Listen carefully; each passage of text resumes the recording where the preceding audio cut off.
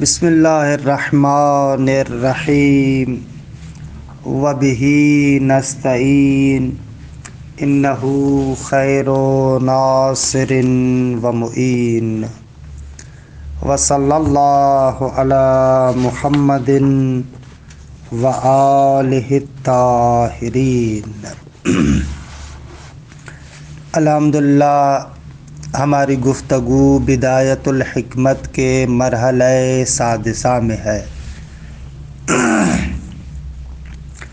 یہ جو چھٹا مرحلہ ہے اس نقطے کے بیان میں تھا کہ مادہ اور صورت ایک دوسرے کے محتاج ہیں۔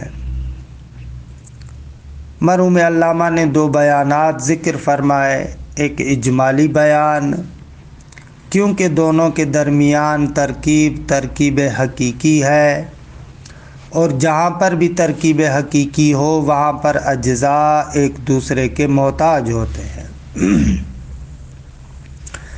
دوسرا بیان تفصیلی کہ جس میں پہلے بیان کیا گیا کہ صورت مادے کی طرف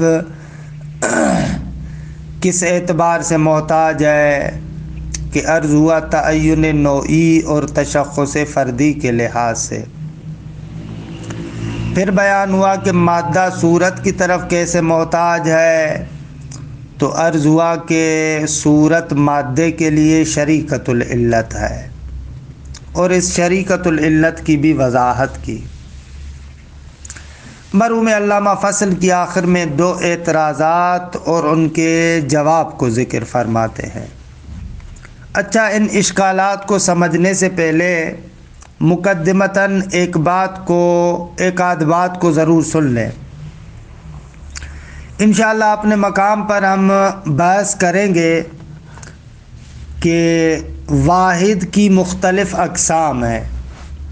ایک لحاظ سے واحد بالخصوص یا واحد شخصی ہے، اور ایک واحد بالعموم یا واحد عمومی ہے۔ واحد بالخصوص یا واحد شخصی اس واحد کو کہتے ہیں کہ جو شخص خاص ہے، ایک واحد دوسرے واحد کے مقابلے میں، ایک کہ اس کی سائیڈ میں بغل میں دوسرا بھی جس کا متصور ہے۔ مثلا یہ ایک گلاس میرے سامنے ہے، اس کا دوسرا گلاس بھی ہے، تیسرا بھی ہے، چوتھا بھی ہے۔ یہ جو میں کہہ رہا ہوں ایک گلاس جو میرے سامنے ہے، یعنی یہ شخص خاص، یہ واحد خاص کہ جس کا دوسرا بھی آپ تصور کرتے ہیں، درست ہے۔ اور اسی واحد شخصی یا واحد عددی کے تکرار کے ذریعے سے عدد بھی بنتا ہے۔ ایک کتاب، یہ ایک کتاب ہے، یہ زید کے جو واحد ہے، یہ عمر کے جو واحد ہے، یہ واحد شخصی ہے کہ جس کو عام طور پر ہم لوگ سمجھتے بھی ہیں۔ واحد بالعموم وہ واحد ہے کہ جو قابل انطباق ہے کثیرین پر، بہت ساری چیزوں پر انطباق کی اس کے اندر صلاحیت ہے۔ یا اگر دقیق لفظ استعمال کروں تو وہ ایک ایسی مبہم سی شے ہے کہ جو اپنے اندر بہت ساری چیزوں کو لے سکتی ہے۔ مثلا جیسے ہماری بات میں ہم کہہ رہے ہیں سورۃ ما، ایک چھت ہے اور اس کے نیچے آپ کہتے ہیں کہ بھئی کوئی بھی پلر ہو، شک سے ایک خاص پلر پر آپ کا زور نہیں ہے، شک سے ایک خاص ستون پر آپ کا زور نہیں ہے۔ ایک ستون ما، کوئی ستون ہو، چاہے یہ، چاہے دوسرا، چاہے تیسرا، چاہے چوتھا، کہ یہاں پر جو آپ کہہ رہے ہیں نا ستون ما، کسی خاص ستون کو مشخص نہیں کرے، ایک دوسرا تیسرا چوتھا ایسے، اس کو کہیں گے واحد بالعموم۔ ایک مقدمہ۔ دوسرا مقدمہ یہ اپنے مقام پر روشن ہے کہ جو واحد بالخصوص ہے وہ واحد بالعموم سے اقویٰ ہے۔ وجود کے اعتبار سے جو واحد بالعموم ہے وہ بیچارہ ضعیف ہے۔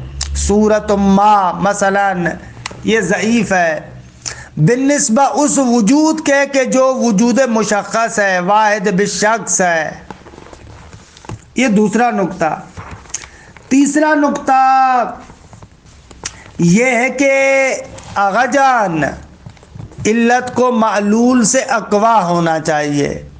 کبھی بھی نہیں ہو سکتا کہ علت معلول سے کیا ہو؟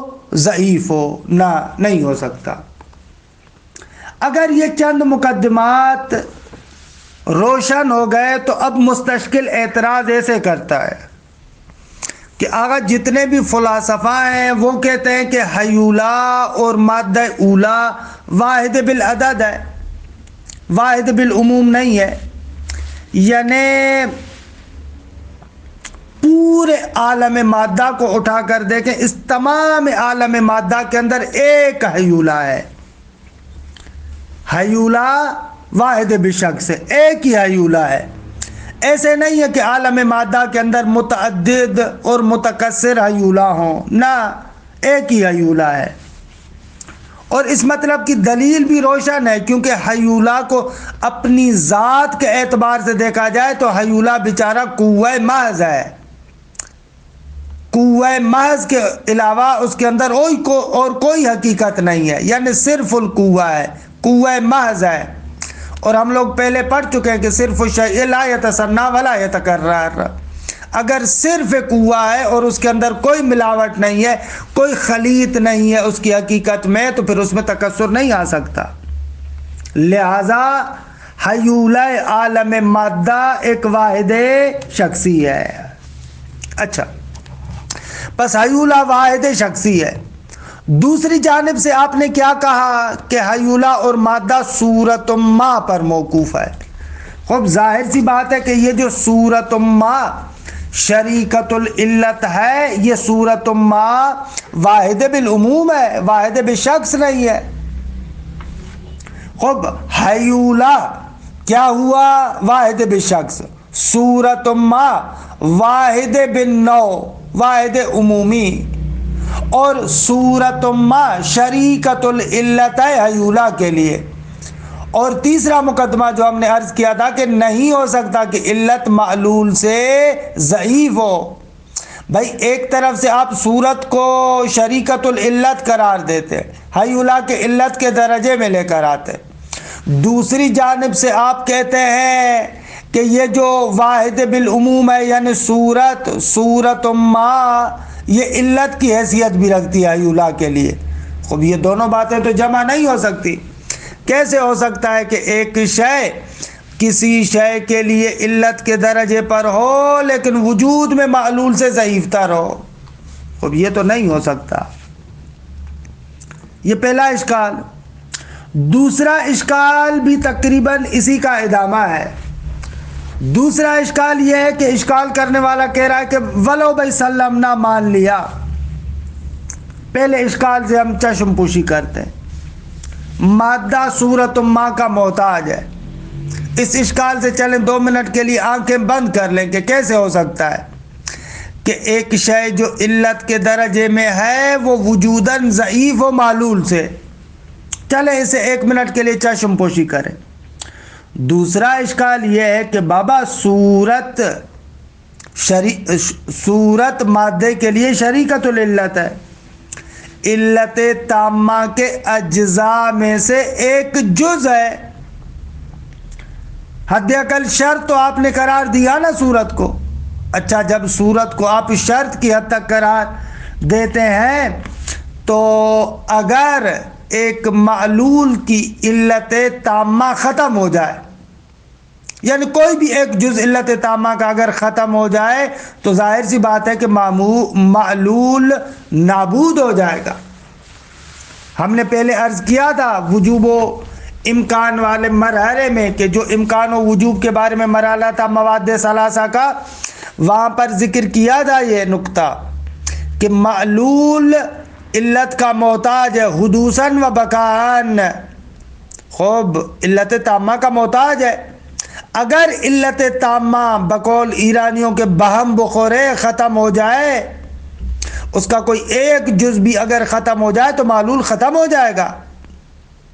اب اگر ایک صورت خاص ختم ہو جائے اور اس کے بعد دوسری صورت آئے تو ظاہر سی بات ہے کہ وہ جو پہلی صورت ہے اگر وہ باطل ہو جاتی ہے اور اس کی جگہ پر دوسری صورت آتی ہے تو پہلی صورت کے باطل ہونے سے تو مادہ بھی ختم ہونا چاہیے نا، کیونکہ مادے کے لیے وہ صورت علت کی حیثیت رکھتی ہے، شریکت العلت ہے، علت کے درجے میں ہے۔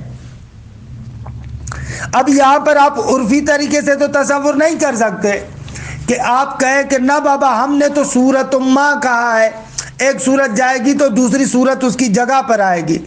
خود یہ عرفی طریقے سے آپ ممکن ہے کہ ایک پلر کے مورد میں تصور کر پائے، لیکن یہاں پر یہ جو بحث حقیقی ہے اور فلسفی ہے، یہاں پر یہ چیز متصور نہیں ہے، کیونکہ عیناً وہ لمحہ جس لمحے میں پہلی صورت جائے اور اس کی جگہ پر دوسری صورت آئے، ولو ان کے چند ثانیوں کے لیے ہی آپ کہیں مادہ صورت کے بغیر ہوگا نا، خب اگر مادہ صورت کے بغیر ہو جائے تو باطل ہو جائے گا، کیونکہ مادے کے لیے صورت علت کی حیثیت رکھتی ہے۔ اسی نقطے کی بنا پر یہ جو کہتے ہیں الانتقال، اعراض کے لیے انتقال من موضوع الی موضوع آخر محال ہے، اس کا نقطہ بھی یہی ہے کہ کوئی ایک عرض دوسرے موضوع پر منتقل نہیں ہو سکتی کہ ایک موضوع سے نکل کر دوسرے موضوع کی طرف آئے، نہ نہیں ہو سکتا۔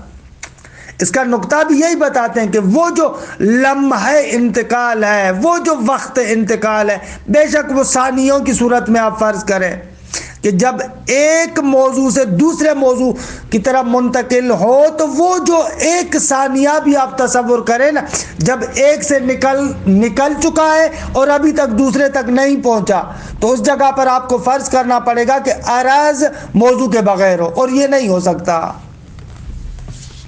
یہاں پر بھی بس یہ مستشکل اشکال کرنے والا ایسے کہتا ہے کہ بابا جان آپ جو کہہ رہے ہیں کہ مادہ صورت ما پر موقوف ہے، ایک صورت زائل ہوتی ہے پھر دوسری صورت، تو اصلاً مستشکل اشکال کرنے والا کہتا ہے کہ جیسے ہی پہلی صورت زائل ہوگی نا وہ مادہ ختم ہونا چاہیے، لہذا یہ جو آپ کہتے ہیں تمام عالم عناصر کے اندر مادہ واحدہ موجود ہے، یہ ناممکن ہے۔ جیسے صورت باطل ہوگی وہ مادہ بھی باطل ہوگا۔ یہ دو اشکالات ہیں، ان اشکالات کو دیکھیں پھر جواب کو دیکھتے ہیں۔ وَاعْتُرِضَ عَلَيْهِ، فرماتے ہیں کہ اس مطلب پر ایراد کیا گیا ہے۔ یہ جو مطلب ہم نے آپ کی خدمت میں عرض کیا کہ وجود مادہ متوقف ہے صورت ما پر، اور صورت شرط وجود مادہ ہے، اس پر ایراد کیا گیا ہے۔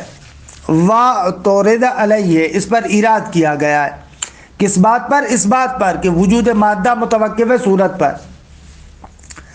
بِأَنَّهُمْ ذَهَبُوا إِلَىٰ كَوْنِ حَيُولَا عَالَمِ الْعَنَاصِرِ وَاحِدَةً بِالْعَدَدِ، اعتراض اس طریقے سے بیان کیا گیا کہ حکماء اس نقطے کی طرف گئے ہیں کہ عالم عناصر کا جو حیولہ ہے وہ واحد بالعدد ہے، واحد بالشخص ہے، درست ہے، ایک شخص واحد ہے، واحد بالعدد ہے، ایک ہی حیولہ ہے تمام عالم مادہ کے اندر، اور ادھر سے فَكَوْنُ صُورَةٍ مَا کہ وہی واحدۃ بالعموم شریکۃ العلت لہا، اور دوسری جانب سے صورت ما، آپ نے کہا کہ مادہ متوقف ہے صورت ما پر، نہ کسی خاص صورت پر، یہ صورت ما واحد بالعموم ہے، اور یہ صورت ما شریکۃ العلت ہے کس کے لیے؟ مادے کے لیے۔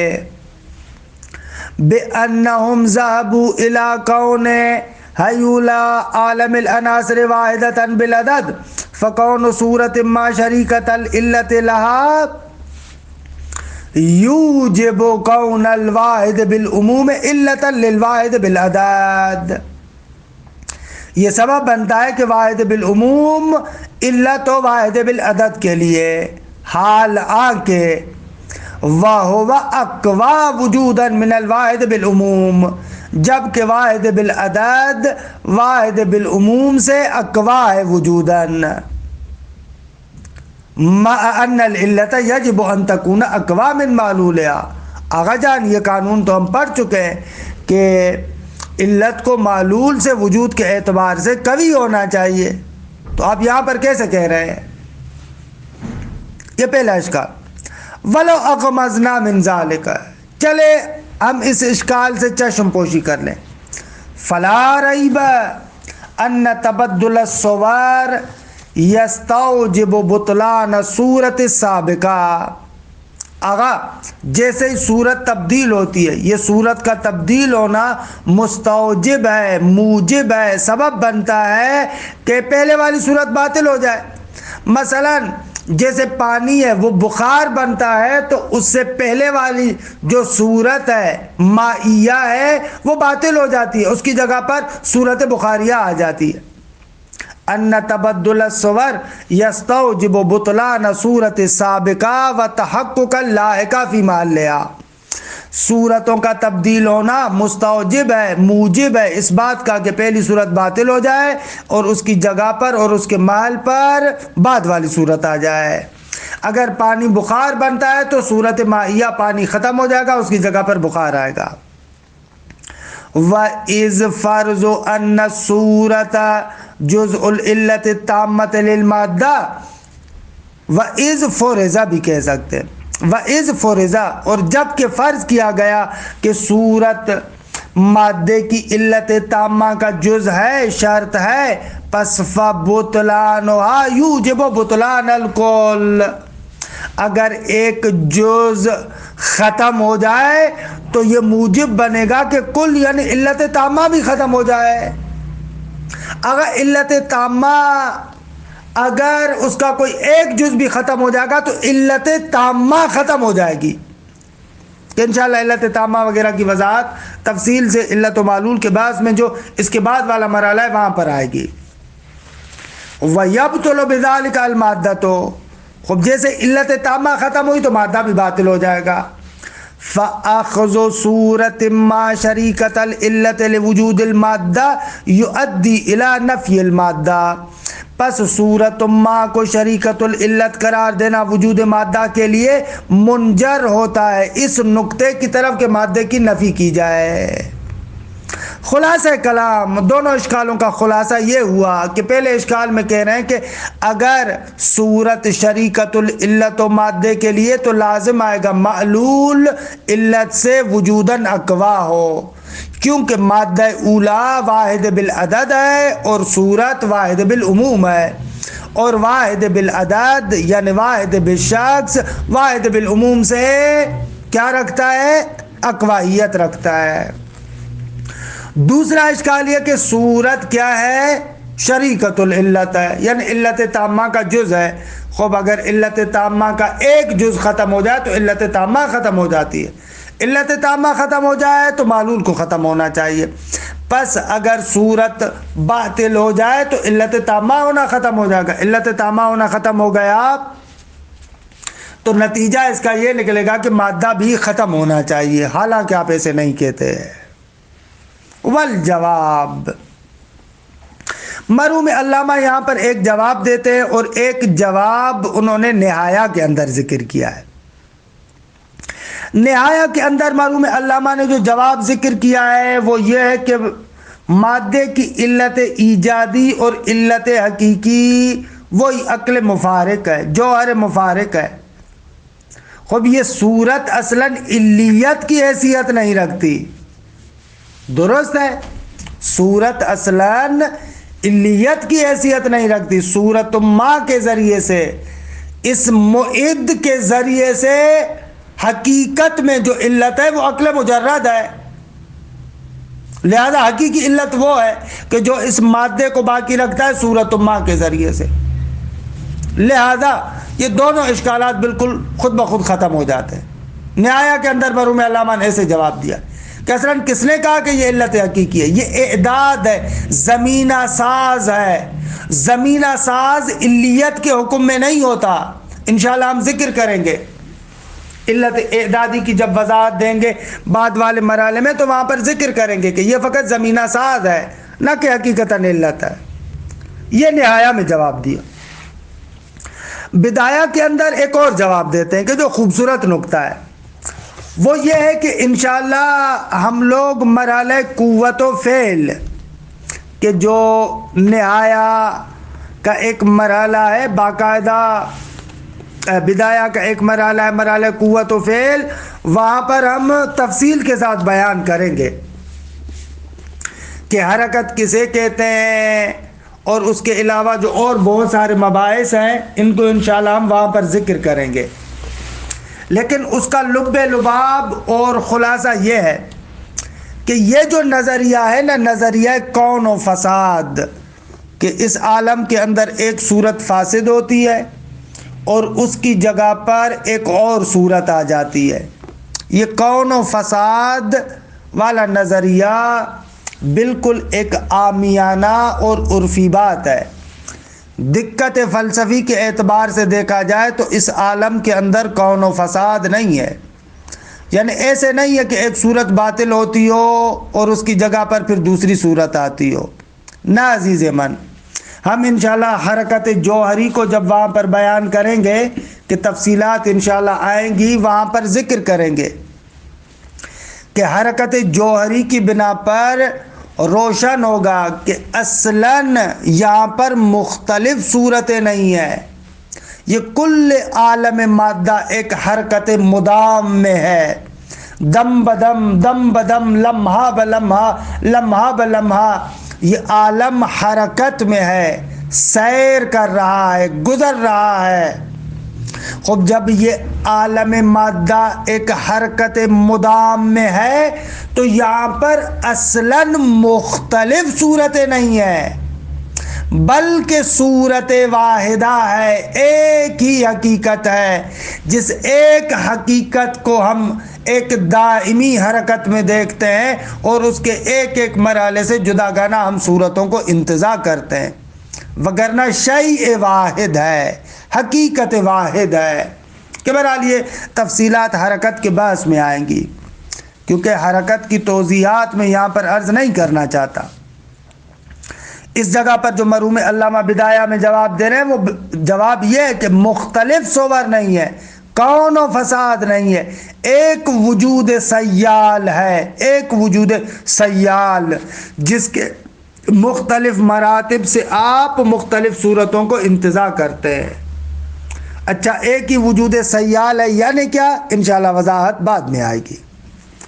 والجواب انہو سیأتی فی مرحلۃ القوت والفعل، انشاءاللہ مرحلہ قوت و فعل میں ذکر ہوگا کہ ان تبدل الصور فی الجواہر المادیہ، یہ جو جواہر مادیہ کی مختلف صورتیں تبدیل ہوتی ہیں، لیس بالکون والفساد، یہ کون و فساد کے ذریعے سے نہیں ہے کہ ایک صورت فاسد ہوتی ہو اور اس کی جگہ پر دوسری صورت آتی ہو، نہ، وَبُطْلَانِ صُورَةٍ وَحُدُوثِ أُخْرَى، اس طریقے سے نہیں ہے کہ ایک صورت باطل ہو جائے اور اس کی جگہ پر دوسری حادث ہو، نہ نہ، بالکل ایسے نہیں ہے۔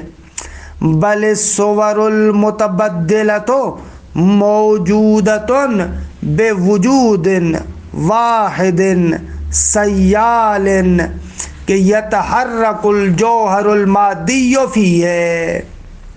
بہرحال یہ عبارت نہایت دقیق بھی ہے اور نہایت سنگین بھی ہے۔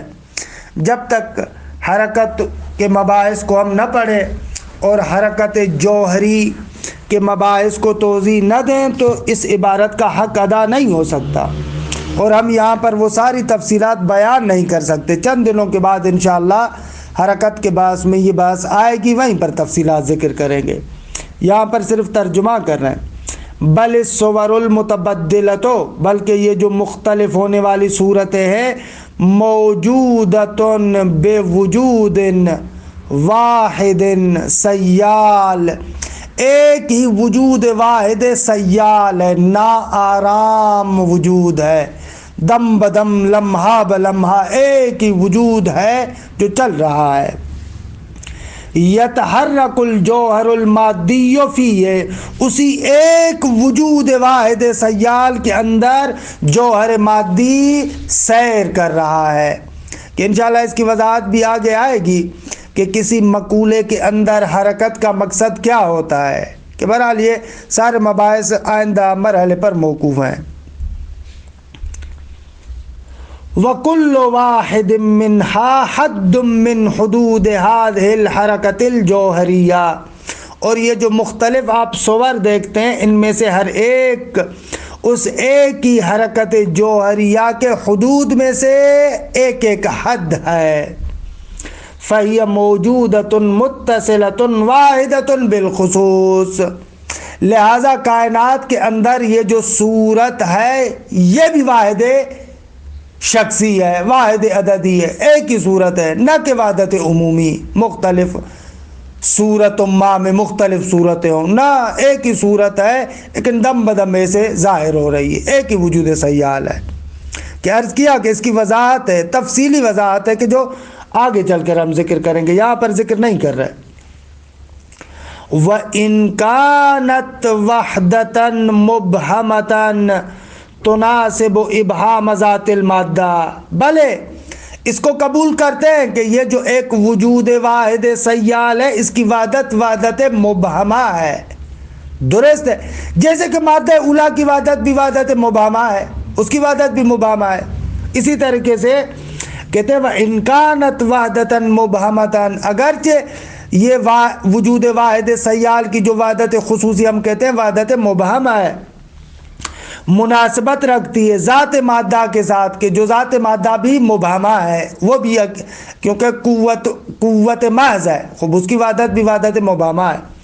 تناسب ابہام ذات المادہ، کہ ایسی یہ وحدت مبہمہ ہے کہ جو ذات مادہ کے ابہام کے ساتھ بھی مناسبت رکھتی ہے۔ التی، وہ مادہ کہ یہ قوت محضہ، جو قوت محض ہے۔ پس وقولنا ان صورت ما واحدۃ بالعموم شریکۃ العلت للمادہ، اگر یہ جو کہا گیا کہ صورت ما واحدۃ بالعموم ہے اور شریکۃ العلت ہے، یہ جو ہم نے کہا انما ہوا باعتبار ما یطرأ علیہ من الکثرۃ بالانقسام، یہ واحد بالعموم کا ان مختلف حدود کی وجہ سے جو اس کے اندر کثرت آتی ہے، جو تقسیم آتی ہے، اس ایک حد کو دوسری حد سے جدا کیا، دوسری کو تیسری سے جدا کیا، تیسری کو چوتھی سے جدا کیا، وجود واحد سیال میں ہر حد سے جو آپ ایک ماہیت کو انتزاع کرتے جا رہے تھے، ان حدود کے اعتبار سے جو اس میں انقسام اور تکثر آتا ہے، اس اعتبار سے ہم نے واحد بالعموم کہا۔ وگرنہ اگر ایک ہی وجود واحد سیال کو دیکھا جائے تو اصلاً یہاں پر وحدت عمومی نہیں ہے بلکہ وہی وحدت بشخص ہے۔